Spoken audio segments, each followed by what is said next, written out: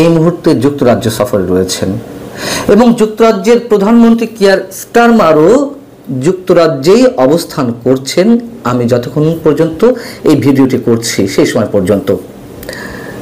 কিন্তু প্রধান উপদেষ্টা প্রেস সচিব মিস্টার শফিকুল আলম, আমরা তার সম্পর্কে কি মন্তব্য করতে পারি? তিনি মন গড়া মিথ্যা শুনিয়েছেন সাংবাদিকদের, তিনি সত্য লুকিয়েছেন, তিনি লজ্জায় সত্য গোপন করতে বাধ্য হয়েছেন।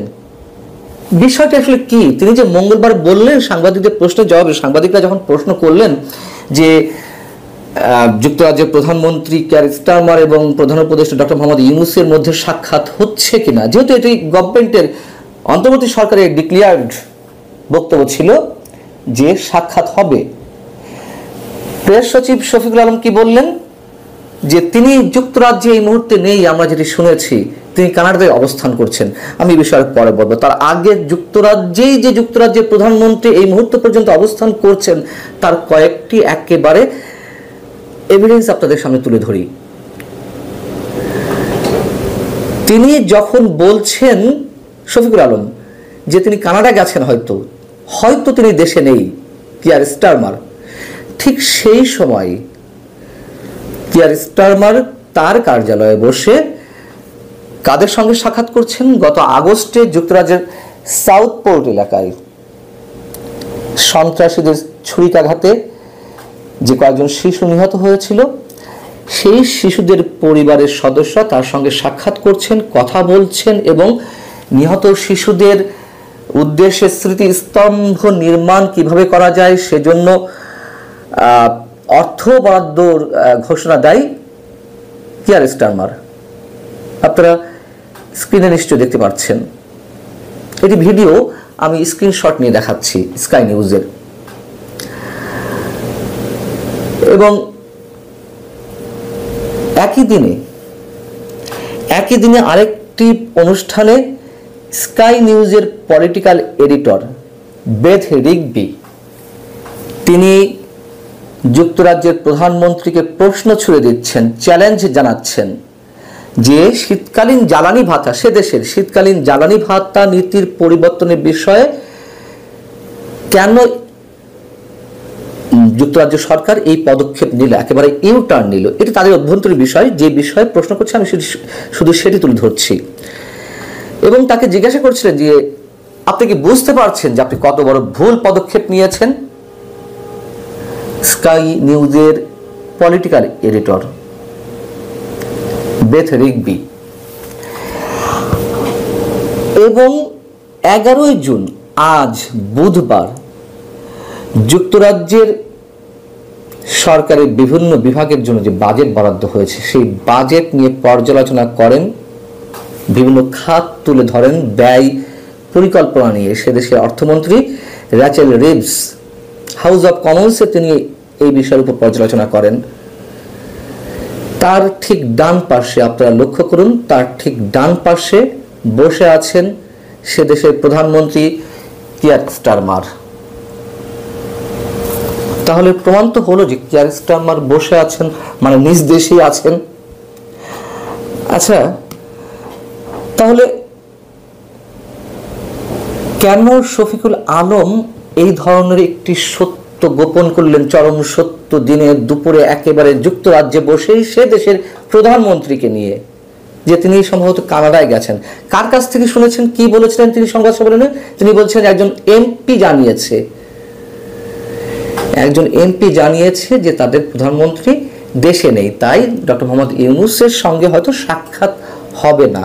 এবং এটি শফিকুল আলম নিজেও বলার চেষ্টা করছিলেন, যদি তিনি ফিরে আসেন কানাডা থেকে, যদি ব্যাটে বলে মেলে, শিডিউলে ম্যাচ করে, তাহলে দুই দেশের সরকার প্রধানের মধ্যে বৈঠক হতে পারে, সাক্ষাৎ হতে পারে। আচ্ছা, ডক্টর মোহাম্মদ ইউনূস যে যুক্তরাজ্য সফরে গিয়েছেন, এটি বাংলাদেশের কোন মানুষের অজানা আছে? নেই তো নিশ্চয়ই, তাই না? কিয়ার স্টারমার তার নিজ দেশ ছেড়ে অন্য কোথাও যাচ্ছেন অথবা দেশে আছেন কি নাই, এটি সে দেশে মানুষজন জানে না। জানবে না? সেখানে একজন এমপি যিনি শফিকুল আলমকে জানিয়েছেন যে তিনি দেশে নেই, সম্ভবত একজন এমপি জানবেন না সে দেশের প্রধানমন্ত্রী দেশে আছেন কিনা? আচ্ছা, আমাদের পররাষ্ট্র সচিব রুহুল আলম সিদ্দিকী কি বলেছিলেন গত 4 জুন সংবাদ সম্মেলনে দেশে বসে? তিনি বলেছিলেন রাজা চার্লসের সঙ্গে সাক্ষাৎ হবে, প্রধানমন্ত্রী কিয়ার স্টারমারের সঙ্গেও সাক্ষাৎ হবে। আচ্ছা, কেউ কি জানতে চেয়েছিল যে কেন সাক্ষাৎ করবেন না? না করলে আমরা খুব হতাশ হব, আমরা খুব কি বলা যায় এটাকে, আমরা খুব ডিসঅ্যাপয়েন্টেড হব। কেন এগুলো সরকারকে আগ বাড়িয়ে বলতে হবে? আর কেন আগ বাড়িয়ে বলতে গিয়ে সব জায়গায় এভাবে তালগোল পাকিয়ে ফেলছেন সরকার সংশ্লিষ্ট দায়িত্বশীল ব্যক্তিরা? কেন প্রধান উপদেষ্টা, প্রেস সচিব বিভিন্ন ইভেন্টকে কেন্দ্র করে এই ধরনের বক্তব্য দিচ্ছেন আর ডক্টর মোহাম্মদ ইউনূস ছোট থেকে আরো ছোটতর হচ্ছেন? আর সবচেয়ে বড় কথা, ও দেশে গিয়েই কি সে দেশের প্রধানমন্ত্রী বা রাষ্ট্রপতির সঙ্গে সাক্ষাতের বিষয়টি মানে কনফার্ম করতে হয়? এই মনে করেন যে আমাদের সরকার প্রধান অন্য কোনো দেশে যাচ্ছে, সে দেশের সরকার প্রধান বা রাষ্ট্রপ্রধানের সঙ্গে সাক্ষাৎ হবে, বৈঠক হবে, সেটি কত আগে নির্ধারিত হয়ে থাকে? কারা নির্ধারণ করে থাকে? অবশ্যই আমাদের পররাষ্ট্র মন্ত্রণালয় বা যে দেশের যে কোনো দেশের পররাষ্ট্র মন্ত্রণালয় এই কাজগুলো করে থাকে, অথবা সরকার প্রধানের কার্যালয়, রাষ্ট্রপ্রধানের কার্যালয়। কাদের মাধ্যমে করে? সংশ্লিষ্ট ওই রাষ্ট্রে, যে রাষ্ট্রে যাচ্ছেন সেই রাষ্ট্রে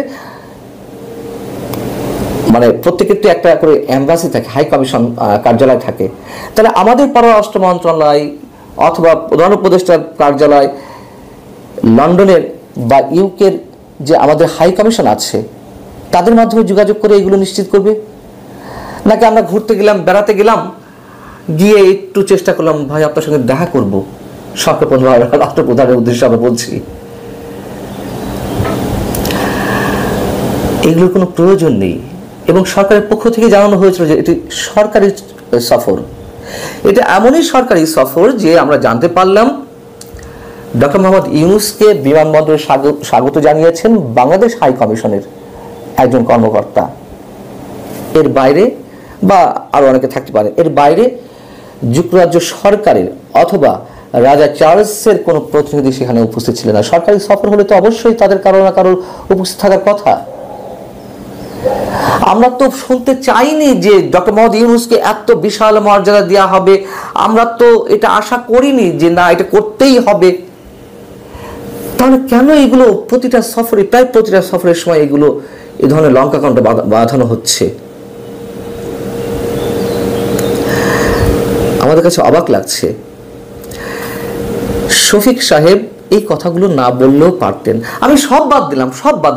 ওখানকার এমপি কি বলেছে, যার স্টারমার আসল দেশে আছেন কি নেই, অথবা আমাদের পররাষ্ট্র মন্ত্রণালয় আমাদের বাংলাদেশ হাই কমিশনের মাধ্যমে যুক্তরাজ্যের তাদের মাধ্যমে যোগাযোগ করতে পারেনি বা করেনি, অথবা কেয়ার স্টারমার সময় দেয়নি, সব বাদ দিলাম।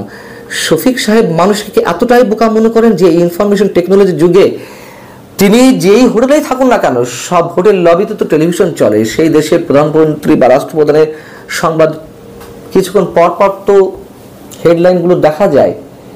তার জন্য তো এমপির খোঁজ লাগে না, বাংলাদেশের পররাষ্ট্র মন্ত্রণালয়, লন্ডনে বাংলাদেশ হাই কমিশনের সূত্র, এগুলো কিচ্ছু লাগে না।